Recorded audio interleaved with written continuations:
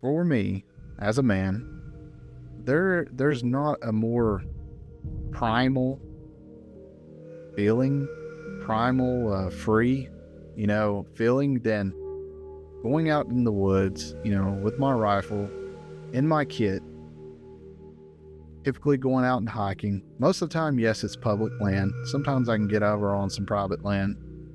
But, especially up in the mountains, national forests, wildlife areas, just being in kit with a rifle in the woods, man, there is just something about that. It's just that, like I said, primal feeling. Like, I don't know, it's like you just get, and a lot of you probably won't understand this, but you just get some type of feeling like, that your ancestors before you did this. Like, there was probably a period down your lineage that somewhere on this earth in some time period, your ancestors did the same, whether it was hunting for food for the family, or, protecting the land, fighting a war, something along those lines, pioneering, moving on to a new place, moving on to land way out west.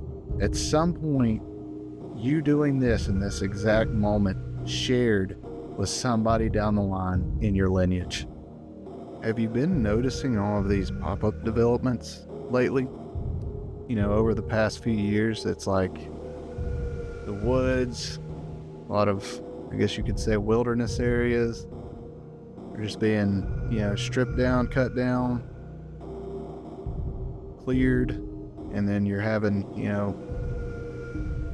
multifamily home units, houses, industrial parks, things like that. You have these houses put on like half-acre tracts, and they try to pack like 2,400 homes, in like 400 acres. At least that's what they're doing pretty close to where I live. They have that proposed, and there's quite a few apartment high-rises that have gone up in an area that was pretty remote, kind of out there, and now you got a several-story apartment building complex there, built on the side of a mountain, on the side of a hill.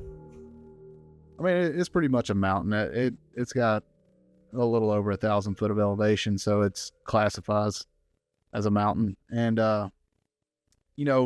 this mountain was pretty much untamed, didn't really have anything in this section. It runs pretty long, kind of like a ridge, and it's pretty much untamed. Now you have these this eyesore, I call it. I mean, even though it's new, it's got that new nice look, it's still there, like it's something I grew up my whole life looking at, that there was nothing up there, beautiful mountainside with nothing. And now you have, income-based, income-driven rent properties up there. I mean, do you think these people are going to appreciate? Do you think they're going to appreciate where they live, like what they live on? They're renting. I've been there. I've rented before. I care about stuff, but most people don't. Like, I could tell people rented this place before and didn't care whenever I rented there. This podcast is fueled by attention deficit disorder.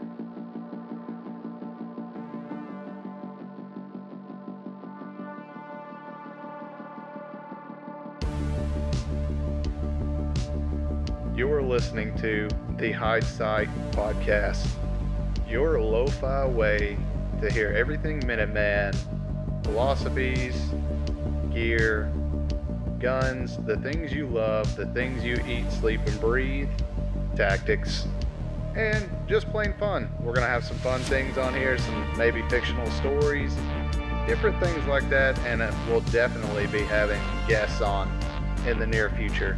So buckle up, listen to me yarn for a little while, and go ahead and drop in the comment section your opinion of the matter.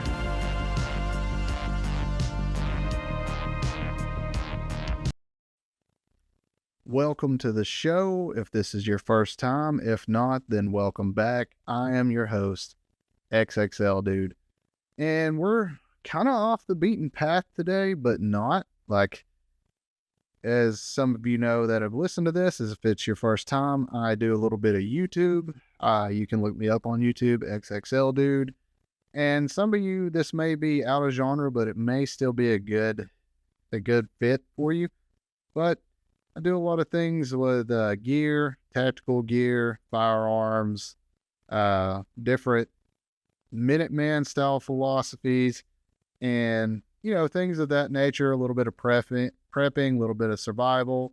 We're gonna dip into some bushcraft stuff on the channel, but this is like my B side, whatever you want to call it. It's something where I can kind of get on here and elaborate more on things versus on YouTube. I only have a finite amount of time. It takes a lot to produce a YouTube video. Like, if you're putting effort in it and not just trying to get up there and be a talking head and flash, news flash for you people, those videos just don't get views anymore. People here in 2025 do not like videos where you're just standing up there talking, unless it's just insanely valuable information. And I'm not discounting, what I do on there. It's valuable to some people, but it's got to be valuable to the masses too, right? So a lot of you, like to just, I know myself, I love listening to podcasts, especially in my type of work environment and what I do. It's really nice, like I can just kind of pop in my earbuds or turn it on my computer, not loud enough where it's bothering people, coworkers, and just listen to it. And, like, this is a way to do that and kind of talk about topics that I would love to talk about on the channel, but just don't have the time to produce a video, because something that long of this magnitude would take a long time to edit, and you'd get like maybe one every 2 months. So what we're talking about today is something like I've really noticed the past few years. Me and my dad, little side note, my dad back in 21, 22, he was diagnosed with a very aggressive form of lymphoma cancer, non-Hodgkin's lymphoma, related to Agent Orange. He's a Vietnam vet. He served in 1969. But he had cancer, and we thought we were going to lose him. It was very bad. He had to do chemo 6 times every 21 days. And it also, like the way we found out, it affected his intestines and whatnot. And that's how they found it. And he had to be put on a bag for a while, which he's doing better now. Like he came out on the other side, but it was a very rough year. I won't go too much into that and the negativity, but him and we try to spend a good bit of time together, and our thing is fishing. Growing up, I've always gone out like on the lakes here in Appalachia with him, like all through the 90s, man. That was me. I was on the lakes fishing, learning how to fish, like preteen, teenager. I mean, at like 9 or 10 years old, I could drive a boat. So, and not a lot of people these days do boating. Heck, I mean, not a lot of kids these days drive anymore. Like, they choose to Uber everywhere. That's one thing my wife, Mrs. XXL Dude, my camera lady, if you're on the YouTube channel, you'll see her every now and then. She runs a small little restaurant store type place, and the kids there, like, I call them kids, I mean, they're in their 20s, most of them. They don't drive. They Uber into work, or their parents bring them. I'm just like, man, this is, whenever I was 15 going on 16, I could not wait to get my set of keys, be behind the wheel, and just free. And now these kids aren't. And, maybe the way youth is today, we'll probably do an episode talking about it in the very near future. But, I mean, think about these things, like not even appreciation for freedom. And speaking about freedom, let me tell you about one of the things that I love. For me, as a man, there's not a more primal feeling, free, feeling than going out in the woods, with my rifle in my kit, typically going out and hiking. Most of the time, yes, it's public land. Sometimes I can get over on some private land, but especially up in the mountains, national forests, wildlife areas, just being in kit with a rifle in the woods, man, there is just something about that. It's just that, like I said, primal feeling. Like, I don't know, it's like you just get, and a lot of you probably won't understand this, but you just get some type of feeling like, that your ancestors before you did this. Like, there was probably a period down your lineage that somewhere on this earth in some time period, your ancestors did the same, whether it was hunting for food for the family, or, protecting the land, fighting a war, something along those lines, pioneering, moving on to a new place, moving on to land way out west. At some point, you doing this in this exact moment shared with somebody down the line in your lineage. So going back to the fishing trips with my dad, what we were talking about a few minutes ago, and something I've noticed in the past few years, like we like to frequent two lakes more than the others, and a lot of the lakes we go to here, and I'm gonna go ahead and tell you, man, Appalachia, like just the area, the Appalachian Mountains, and where we're at in the southernmost chain of the Appalachian Mountains, man, it's beautiful mountain land with lakes. Like, yeah, the lakes are made by TVA and Corps of Engineers and whatnot, but man, there's just about every 30 to 40 miles, there's a nice, big, beautiful lake. And they're great to fish. A lot of them are well maintained and just great, beautiful areas to go and check out. Like, there's no, I'm going to go and say there's no other place like it.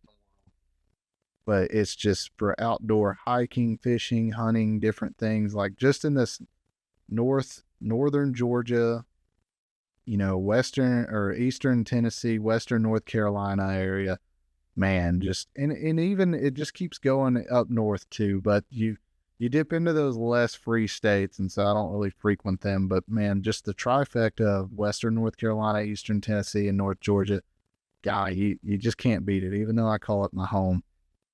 It's great. And going out to these lakes and whatnot is just, it's always peaceful. Most of them, there's no cell signal, so you don't have that pressure on you. And, we talked about in the social media podcast part of it. Check out that episode if you're interested in hearing about it. It's kind of going to jive with this one. They're kind of be complementing each other. And so going out that way, it's typically somewhere around an hour or so for me to drive there, especially pulling a boat. And I've just noticed, like, the past few years, like, versus whenever I was younger, we would go out there, like, now there's just, like, a lot of cabins there. And, like, one of the lakes is a private lake, and it's government owned, the property around it. Well, they've sold off a lot of the property around it. You can't have private docks on it or anything like that. Now, one of the other lakes is TVA, and it does have private docks on it, but it's not as bad as, like, say, Lake Lanier. It's just insane. But I've just noticed, like, all of this buildup of housing around it. Like, and I'm going to go ahead and tell you, like, think of a remote wilderness area you like to frequent and go to, and get on, like, Google Earth. Google Earth is perfect because you can go on the time history and just kind of slide it back and go back in time, usually to, like, the 80s or whatnot for an area. And you can just sit there and screenshot each one and then go back through, do it on your phone, do it on desktop, whatever, and just go back through and look at how much, like, say, the last 30 years, developments have just kind of encroached on this area. I mean, it's astounding. And don't get me wrong, I'm not the tree hugging type. I'm not exactly that type. I wasn't raised to be that type, but I have an appreciation for nature. I've done both. Like I've lived, and I currently live in a rural area, and I've lived in the city as well. Not a big, crazy big city, but I've lived in city life and, visited there and everything, and understood enough to know that that is not for me. And I know the thing that, you know, city life brings with it, and the element that is not as commonplace in, like, say, or the rural areas. And because of that, I can understand the reason people are wanting to get out, but it's insane the amount, like, especially in this area, that this main lake that we go to, that's a little bit closer. And we know it the best. We've gone to it the best. Like, I spent a lot of nights there. Like, night fishing is great. Driving a boat in the dark, in the pitch black dark on a lake like this that has a lot of shallow areas that can just kind of come out of nowhere because it's literally flooded mountains. Like, literally, you're driving in a boat, in close to 400 foot deep water. And, it's a flooded mountain ridge valley area, which most of your lakes like that in Appalachia, in the Appalachian areas here, that's what they're going to be. They're going to be, some of them are going to be really deep or whatnot, but that was something they did way back then. It's like starting in the 1920s or whatnot, 100 years ago. Imagine that. They started doing that, for flood control, but also to generate power. Like, you had all these new power electricity items and appliances that are in the fold. If you haven't, sorry, yeah, we're fueled by ADD, y'all. And if you haven't, check out 1923. Great show. It's only 2 seasons. It's a limited series event, but even if you don't care about Yellowstone, it's worth watching. But seeing that, and like, it kind of just in the background, modernization is coming, is there. You see it happening, and that's the thing. I think back, like, they're showing that, and I think back of this area, like the untamable Appalachians, and how are we going to get powered lines over these rugged, crazy mountains? Like, no, it's not the Rockies, but the terrain here. Like, when you come here, if you ever get a chance to come here, and you see the terrain, and that it's just, you have mountains, but it's just constant ridge and valley, just over and over again. It's a lot of rugged terrain. Like, it would take people a while, especially back then, to pop in power lines, and then they're going to have to deal with the maintenance of it. And if you think back 100 years ago, like, you didn't have the machines and equipment like you did today to keep the maintenance. So how are they going to get that power? Well, the answer was hydroelectric dams, which is what, pretty persistent here. We do have quite a bit of nuclear power too, but there's a lot of hydroelectric dams that power everything.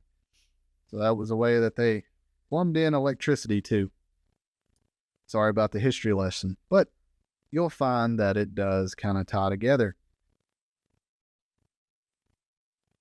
Another thing is, this area is about 100 miles, outside of Atlanta to the northeast of Atlanta. And that's part of where herein lies the issue, is a lot of these people, especially post-vid, post-sickness of 2020, you had a lot of people fleeing the cities. Why? Because they were not safe then. And you had all these people fleeing the big cities, and they're also, not just Atlanta, but coming from other areas. Like, I can't tell you, like, I was doing a little bit of side gig then, refinishing furniture and delivering up to 50 miles. Well, within that 50 miles, and covered a lot of larger cities like Chattanooga, Tennessee, and you would not believe how many people that were, essentially transplants, moved here from California just because it was so bad there. And they're like buying it, and they're like, I can't believe, what you're selling is this cheap. Back home, they'd bring $1,000, yada, yada.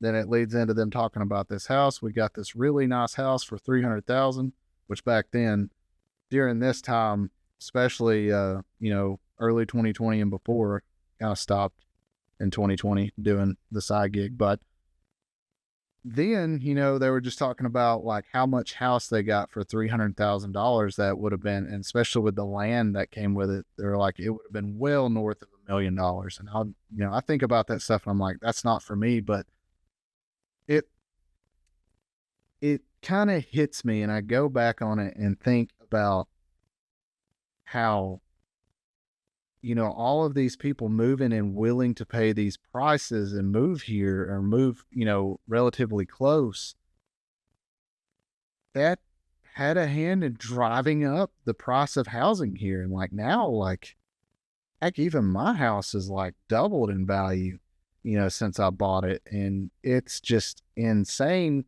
to think about. And then, of course, because people are wanting to get out of these large areas because they're not safe and, go to the rural life. Like the population here, I feel like has boomed. Like it's going to be interesting if I'm still here,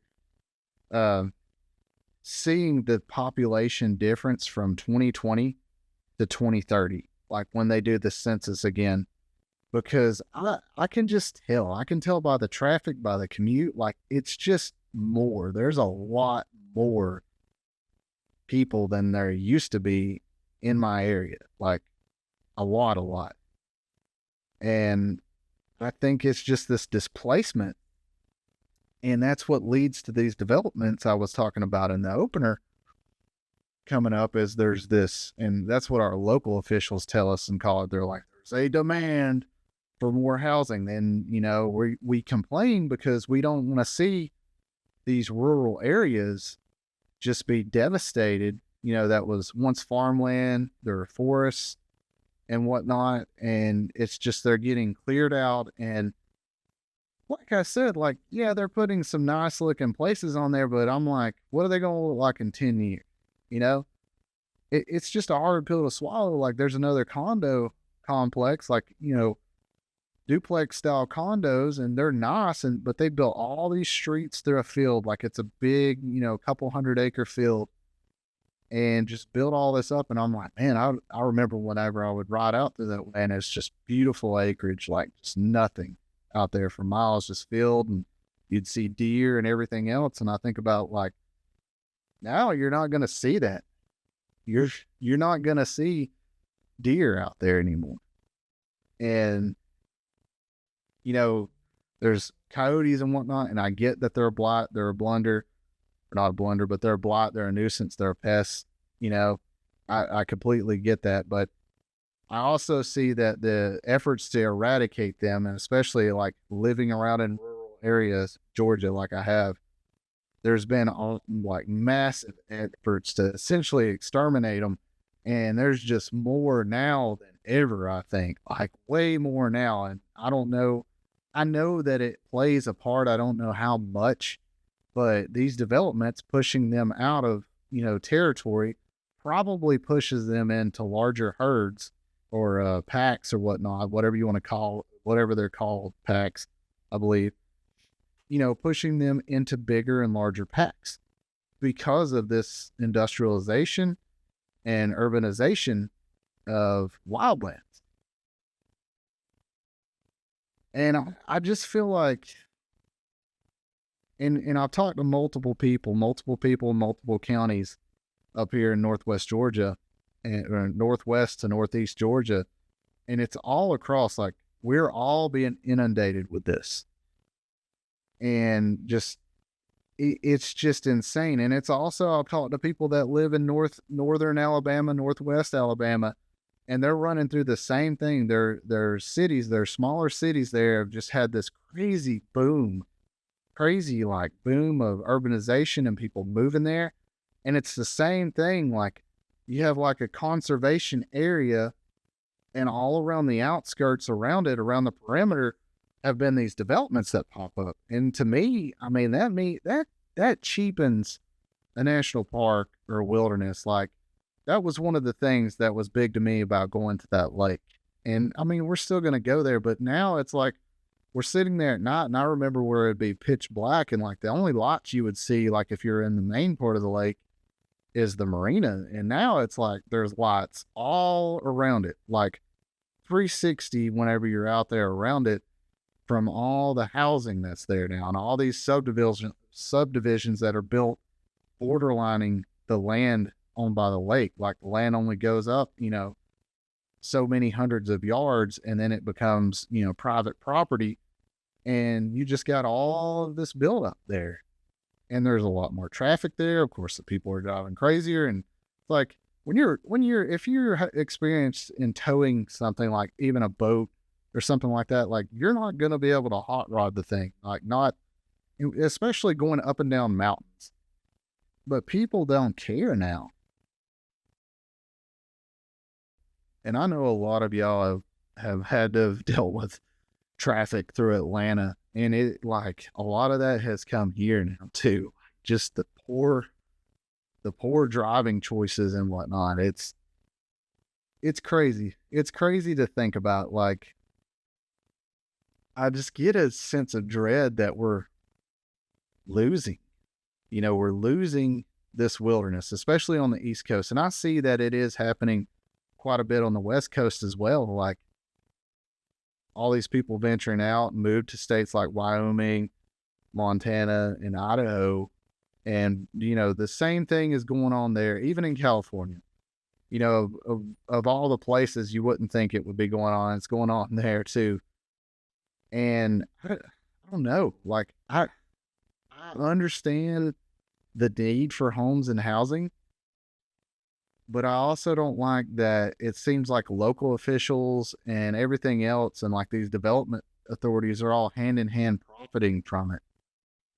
Like, they don't care. Like, the prices that are being charged for these developments, like for these homes, these condos, or even rent in the apartment thing, like here in, it's not a very, it's got a low cost of living where I live. I guess I'll put it that way. And you have these apartments being built that are one bedroom, and they start out at like $1,300, $1,400, $1,500 for one bedroom. And to some of you that listen to this that live in larger cities, it may be a bargain to you, but let me come from a standpoint saying that 5 to 6 to 7 years ago, a one bedroom apartment on average in my area was, and for a nice one, was somewhere between $350 and $500 a month. Think about that. It's almost tripled. And that's what I'm saying. Like, and I'm not one here for like wage control or anything like that, but the wages and the cost of living now with inflation, it doesn't add up. I don't understand how people are able to pay that. It's crazy to think now that the average mortgage is over $2,000. I'm not trying to turn this into economic podcast. Like I said, fueled by ADD. And I wonder, like, I almost want to pick some people's brains that are doing it, like how they're doing it, because you see these people that live in a house like that it's beyond $2,000 a month mortgage, and they're driving a $800 a month car payment vehicle. Hell, I can't. I mean, I probably could. There wouldn't be much else I could do, but I just, something's got to give somewhere when it comes to that. I mean, it's insane. And then just knowing that all of this land, like, where does the greed stop? Like, do we just do all this? Do we start tearing down all these forests and animals and things like that become extinct? And we wonder what happened to it. And, like, we see this beautiful creek and everything. That's like, oh, we should put a condo complex on the side of this. And not like, let me back up a step. I love going and seeing things that they are as they have been for thousands of years, hundreds of years, thousands of years, hundreds of thousands of years, whatever. Like I said, it dips back into that primal thing and going to some of these areas. Like, we have quite a few wilderness areas and national parks and things like that here that are, for the most part, untouched. They were mined back 100 years ago whenever the big logging thing came through, but not mined, logged. Well, some of the area was mined too, but going and seeing this thing as it is, but now like subdivisions right there on the border of it now. It's like I said earlier, it cheapens it. It really does. It really cheapens the experience to me. It's like those came out, they were doing TikTok things and everything, and it's like the nature TikTok videos where they're showing you these like crazy, beautiful nature things, like different things like the arches out west and whatnot. And it's like the reality. And then you turn around and it's like a line of freaking people behind you to get up there to do the same exact freaking thing. And it's like that cheapens the experience, like knowing that. Or it's like, I'll never forget, like back in the late 2000s, Bear Grylls was doing something like doing one of his little survival things and jumping across these rocks on a creek or whatever. And it's like he was out in this crazy remote place, and then it cut to a YouTube video of all things where kids were out there doing the same thing he was doing, and then they turn around and it's like right there's the interstate running through there. I mean, it cheapens it because you think the experience is X, and you're going to be isolated and in a remote area, and and it's just something about that, right? Like some type of feeling about that. So you get some kind of vibe, you get some kind of energy off of that when you got to do it. That's one thing I love about having 4x4 vehicles is just being able to go out there and cruise, the old Forest Service roads, go a little off-roading, and knowing you're like 20, 30, 40 miles from any type of civilization. And it's just like, man, I needed this. I needed to touch grass. I needed to get away. But think about if that's gone. Think about that. Like, think about if it's gone and there's a subdivision sitting on top of it. I'm seeing that a lot now. Like, even I'm thinking back to where I grew up. Like, one of the places I grew up and lived in the longest, there was a lot of fields, just empty open fields and woods and creeks that ran through there. And how we would go through there and play army, play soldier or whatever, and build us like little bushcraft. Like, we were bushcrafting before we even knew what it was. Like, this was, decades, like 10 years before YouTube was even thought about. We were out there doing that, like building little huts and things like that and forts out of sticks and whatever we could find and bases and, outposts, whatever, observation. Like, we were doing that stuff before we were even knew it was a thing out here on just remote land. And, it'd be close to a mile from the house, just back in the woods and along the river. And I just think about it now, like some of it is okay because it's on floodplains and you'd be a fool to build there if the county even lets you. And other areas, it's like, man, that was all woods and now it's just cleared and 3 or 4 houses on it. Got a parking lot for them and everything else. It's crazy to think. You don't think about these things like when you're younger. I guess when you hit your 30s, you start thinking about and looking back on that stuff and seeing how much it's changed and seeing how these things are gone. And then you also think about like, man, my kids are not going to get to experience that. I don't know. How do you even fight that? That's something, that's something I want to know is like, how do you even fight something like that? Like, I don't hate, entrepreneurship. I don't hate on that stuff, but like our country has lost its morals. Like, there's nothing wrong with coming in and setting up like a subdivision with a handful of houses, and keeping it classy, but also preserving what's there, keeping like green space areas or something. But man, like when you go to some of these places and you're like, it's 100 houses, it's 40 houses, it's 50 houses, 50 families. That's going to be at least, 100 and some odd people. Like if you count kids, that's 150, 200 people. All of a sudden displacing this area that was just remote land. And it's can't just help but have that somber feeling of like, man, it's going away like right before my eyes. And I mean, I'd love nothing more to have at least like 5 to 10 acres, if not, like I would do more if I could, like if it would be the ability. I just don't know if I could handle the ownership of it, but I'd love to have that. But it's almost like the American dream is being pushed out of reach for us. It's just being pushed out of sight, out of hand. And, like I think back, these people that built their dream homes like in the 50s, like my house was built in the 50s, late 50s. And that's when suburban living just became a thing. Post World War II in the 50s, you had just this huge housing boom among many other booms. And I guess that's when it started, but it wasn't as bad then because here the houses were built decently far enough apart.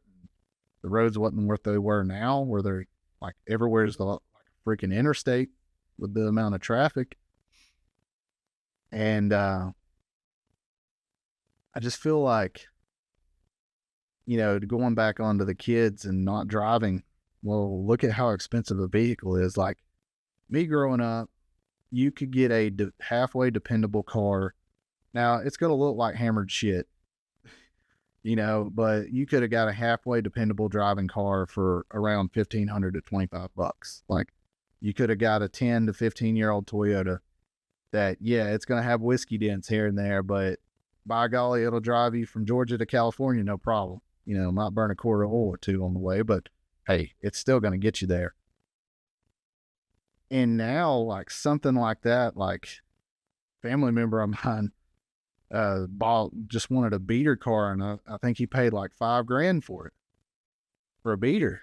Just like, say, dude, like, 10 years ago, $5,000 would get you a nice used car. Like, yeah, it'd be 10 years old, but it gets you a nice one.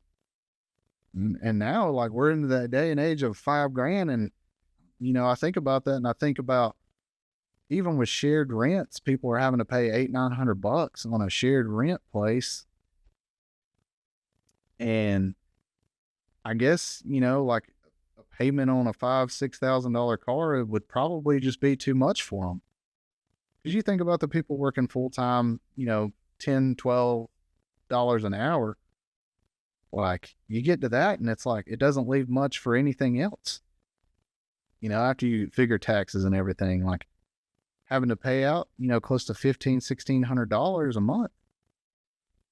When you're only making that much, like I don't know how they do it.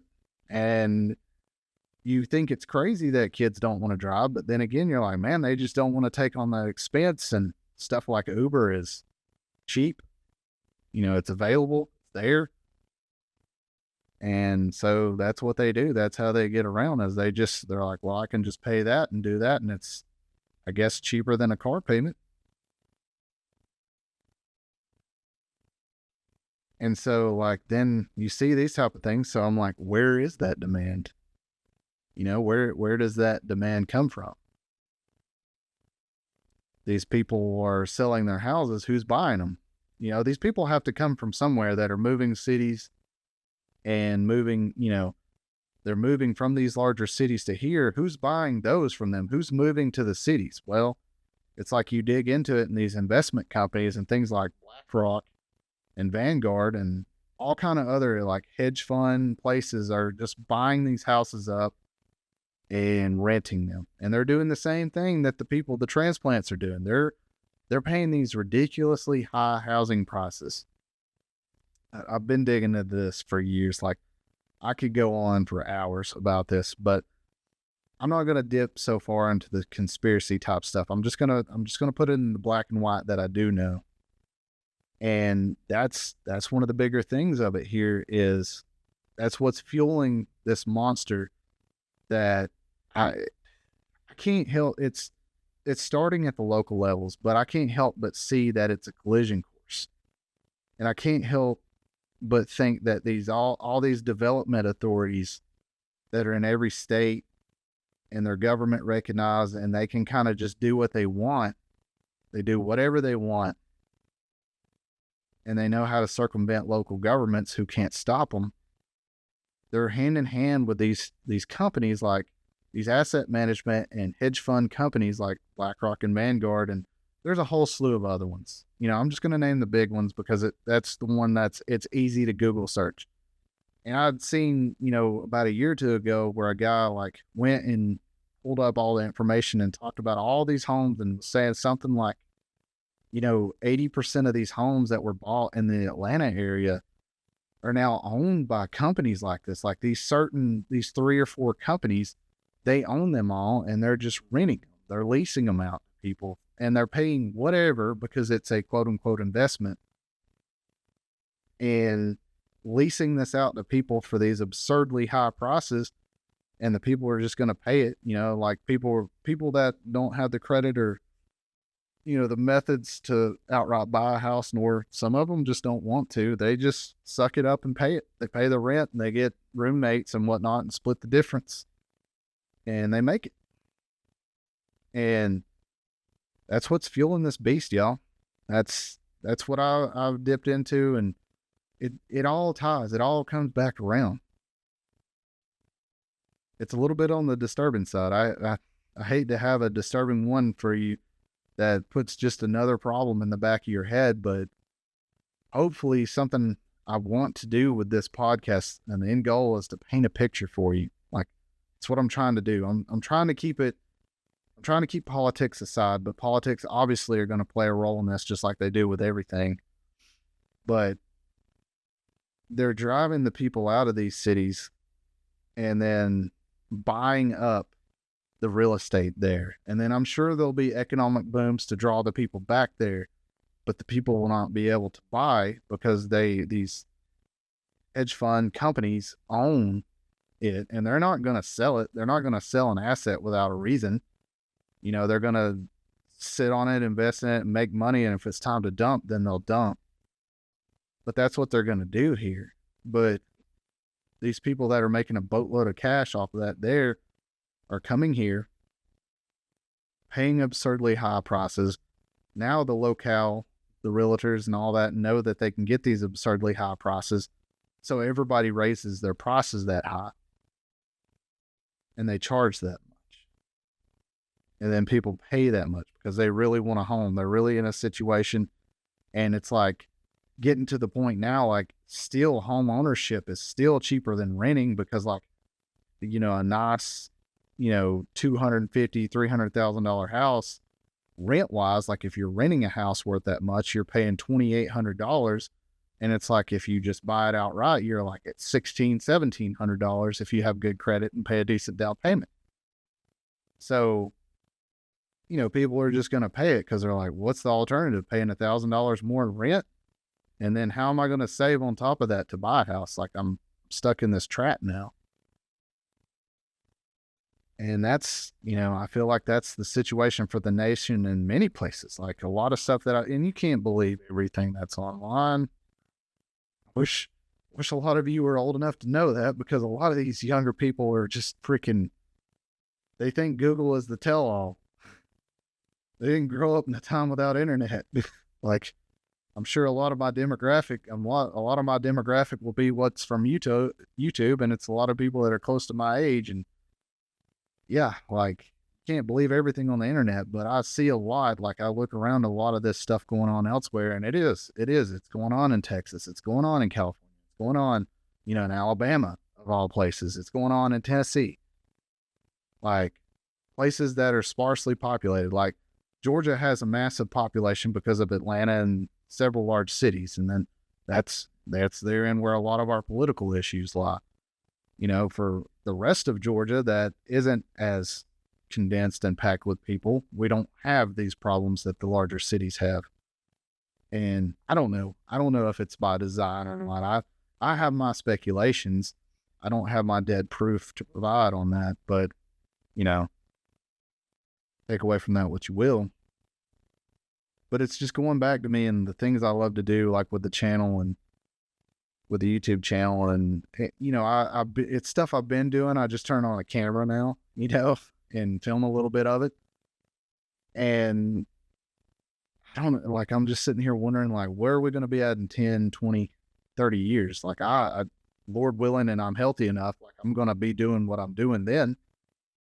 But will my kids be able to do it? Like, if I have grandchildren, will they be able to do it? Are these things going to be there? It's like, if something that my 3, almost 4 decades on this earth has taught me, it's that things are going to change and you cannot stop them from changing. The landscape, people coming and going out of your life, you can't take anything for granted. There's just not going to be anything solid there. And so that's kind of teaching me more to enjoy the time in the now, spend a lot of time thinking about future and miss the present. And that's kind of telling me to wake up and enjoy the present time and do the things like I was talking about, like going fishing with my father and, trying to make more times and to link up and hang out with friends. That's something I could always be doing better because, our time is finite. It's a very finite thing. Seeing these wilderness areas kind of get encroached on and things being built up around them and the possibilities of them going away doesn't sit well with me. But I don't know. Are we the frog in the pot of boiling water and we don't know? Maybe we're a bunch of frogs in there and some of us are looking around saying, hey, this is not right. Things are getting very hot. We're getting to a boiling point. I don't know. I can't help but feel a lot of this stuff is connected. And then if you dig, I guess with any kind of thing, if you dig enough, you'll find a connection. But it feels really connected, with a lot of the conspiracy hype and just with the black and white. But anyways, I'll try to bring a little bit more positive one for you guys on the next one. And if you hadn't, subscribe, drop your thoughts down in the comments, please, of whatever platform you're watching this on. Definitely hit me up, drop a comment, drop a like if you like it, drop a dislike if you don't like it, whatever. Whatever. I don't know how you could not like this one, but either way, y'all take it easy. We'll see you on the next one. Peace.